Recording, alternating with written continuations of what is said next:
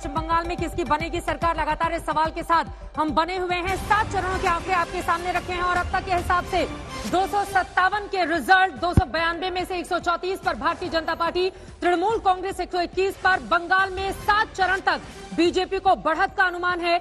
7वें चरण तक बीजेपी को 134 सीटें मिलने का अनुमान है और सरकार बनाने के लिए टीएमसी को चाहिए 26 सीटें तो भारतीय जनता पार्टी को चाहिए 13 सीटें। अभी 8वें चरण की 35 सीटों का रिजल्ट आना बाकी है। उसके हिसाब से यह समझ में आ जाएगा कि अब की बारी कौन बनेगा, तो वहां पे सरकार में किसकी आ जाएगी बारी, ये बड़ा सवाल है। ममता दीदी क्या हैट्रिक लगा पाएंगे, उनका चंडी पाठ करना क्या कामयाब रहेगा, व्हील चेयर पर जाकर लोगों के बीच वोट मांगना क्या उसमें मिलेगी कामयाबी, या फिर बीजेपी जय श्री राम के नारे के साथ वहां पर बाजी पलट देगी, या फिर हंग असेंबली की ओर बढ़ रहा है इस वक्त पश्चिम बंगाल का ये रिजल्ट। आपको ये बताते चले, पश्चिम बंगाल के इतिहास में सिर्फ एक बार ऐसा हुआ है जब वहां पर हंग असेंबली हुई हो, आज तक कभी नहीं हुआ। वहां की जनता तो प्रचंड वोट दिए जाने के लिए जानती है, वो भी किसी एक पार्टी के पक्ष में। लेकिन ये रिजल्ट क्या कहते हैं, आखिरी चरण का क्या है नतीजा, वो आपके सामने रखते हैं। 37% पर यहां पर भारतीय जनता पार्टी, टीएमसी यहां पर बाजी मारती हुई बीजेपी के ऊपर एक बड़ी लीड लेती हुई दिखाई दे रही है 48% वोट शेयर के साथ। 8वें चरण का आज मतदान हुआ है। 35 सीटों के लिए लोगों ने बढ़ चढ़कर वोट डाले हैं और श्वेता ये आंकड़े महत्वपूर्ण हो जाते हैं। टीएमसी को बढ़त वोट प्रतिशत में आज के इस 8वें चरण और ये बहुत निर्णायक बढ़त है। 48% टीएमसी, 37% भारतीय जनता पार्टी। अमूमन इतना फासला अगर देखने के लिए मिलता है तो सीटों में वो परिवर्तित होता है। क्या ममता बनर्जी का टेंशन अब खत्म होगा 8वें चरण का? ये जो एग्जिट पोल है, सईद अंसारी जल्दी से बताइए, सबकी सांसें थमी हुई है। श्वेता देखिए, ये जो 8वें चरण की हम सीटें लेकर आए हैं ये सिद्ध कर रही है सीधे 22-23 बोल रही थी चित्रा भी कि 23 बाकी है, लेकिन यहां क्या बीजेपी को बहुमत मिल गया? जी हां मिल गया। तृणमूल को मिल गया? जी हां मिल गया।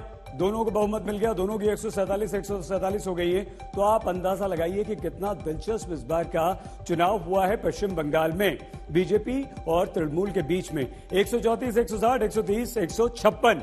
अब देखना होगा जब 2 मई को परिणाम आते हैं तो क्या होता है, क्योंकि कांटे की जबरदस्त टक्कर है। बीजेपी की तारीफ कीजिए, ममता की तारीफ कीजिए, लेकिन वो कौन से मुद्दे होंगे उन पर अब बात कीजिए। क्या व्हील चेयर काम कर गई? क्या दुर्गा सप्तती काम कर गई? क्या जय श्री राम काम कर गया? क्या होगा? 35 में से 22 और जिसका अंदेशा, जिसकी उम्मीद की जा रही थी कि इस 8वें चरण में ममता बनर्जी ज्यादा सीटें जीतेंगी, वही हुआ। तो प्रिडिक्टेबल है। पश्चिम बंगाल की चुनावी ड्राम की ये नतीजे वाली बोगी लेकर आप आए सईद, और इसके साथ ही फाइनल आंकड़ा तो सामने आ गया। लेकिन प्रदीप गुप्ता जी, ये रेंज कुछ समझ से परे है। दोनों जो है 134 से 160 बीजेपी प्लस 130 से 156 टीएमसी, ये आंकड़ा यानी किसी की भी सरकार बन सकती है। बंगाल को लेकर तो हमने सोचा ही नहीं था ऐसे। देखिए, जो टक्कर है बहुत जबरदस्त कांटे की टक्कर है दोनों पार्टी के बीच में। इतनी ज्यादा कांटे की जो ये आप रेंज देख रहे हैं 24 सीटों की, उसमें हो ये रहा है कि 26 सीटें जो बैठी हुई हैं वो 1% से भी कम वोट शेयर पे बैठी हुई हैं। कितनी सीटें? 26 वही करीब करीब आपको रेंज में नजर आ रही है। लेकिन आप मेडेन देखेंगे, दोनों का मिड पॉइंट देखेंगे तो बीजेपी का 147 दिख रहा है, जो कि बस उतना ही चाहिए सरकार बनाने के लिए, जबकि टीएमसी का जो है 142 दिख रहा है। तो दोनों के बीच में जबरदस्त कांटे की टक्कर, दोनों 140 की रेंज में आते हुए नजर आ रही है। मैं कहूंगा कि ये सुपर ओवर जैसी स्थिति है। क्रिकेट की भाषा में बात करें तो ऊंट किसी भी करवट बैठ सकता है। ऊंट किसी भी करवट बैठ सकता है। संजय जी। जी हाँ। नहीं प्रदीप जी, मैं ये कह रहा था कि आप तो हर सीटों पर सर्वे करते हैं, इसी के लिए आपके लिए ये कह पाना आसान हो रहा है कि 26 सीटें ऐसी हैं। लेकिन मेथड के हिसाब से अगर हम बात करें, 292 सीटों पर चुनाव हुए और उसमें अगर आप 26 का रेंज देते हैं तो कैसे दर्शक, एक आम दर्शक उसको कैसे देखे? आप कह रहे आंकड़े देखे तो यही लग रहा है सरकार किसी की भी बन सकती है। ये आपकी बात तो एक आम दर्शक को ऐसा लगता है कि मतलब ये क्या हो रहा है, किसी की भी सरकार बनेगी, सरकार तो एक ही की बनती है। दोनों पार्टी के बीच में, जैसे मध्य प्रदेश की बात करें तो एक पार्टी को 109 और एक को 114 सीटें मिली थी। मिड पॉइंट जो होता है वो 116 सीटों का होता है और दोनों ही पार्टी को 41% वोट शेयर मिले थे। वहां पर भी बाईपोलर कॉन्टेस्ट था, जैसा कि यहाँ पर नजर आ रहा है।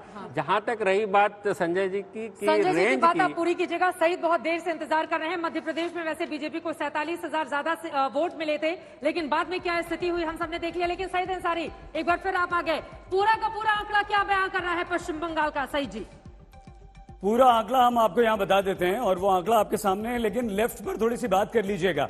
लेफ्ट को अगर सिर्फ 2 सीट जा रही है लेफ्ट प्लस को, तो बाकी का सुपड़ा साफ हो गया। बात नहीं की लेफ्ट की, तो हम क्या बात करेंगे? 0 से 2 बिल्कुल ठीक है, बिल्कुल ठीक है। 2 नहीं है, वो भी टफ फाइट में शामिल है, 2 सीटें, इसीलिए 0 से 2 की रेंज है उनकी। ठीक है गुप्ता जी, लेकिन क्लियर कट जिसकी उम्मीद की जा रही थी वो यहां पर नहीं हुआ है। तो 130 से 156 तृणमूल और 134 से 160 बीजेपी, लेकिन यहां पर बीजेपी ने जबरदस्त टक्कर दी है, अपनी उपस्थिति दर्ज करवा ली है। अब फाइनल आंकड़ा क्या होगा, कितनी ऐसी सीटें हैं गुप्ता जी बताएंगे जो इधर उधर जा सकती हैं, कितनी ऐसी हैं जो सीधे सीधे जा सकती हैं। और कबीर दा यहां पर हैं ही, आप लोग हैं ही, देखिए चर्चा कीजिए आगे। लेकिन इस वक्त यह है कि जबरदस्त कांटे की टक्कर और किसी की भी सरकार, ये अपने आप में महत्वपूर्ण है।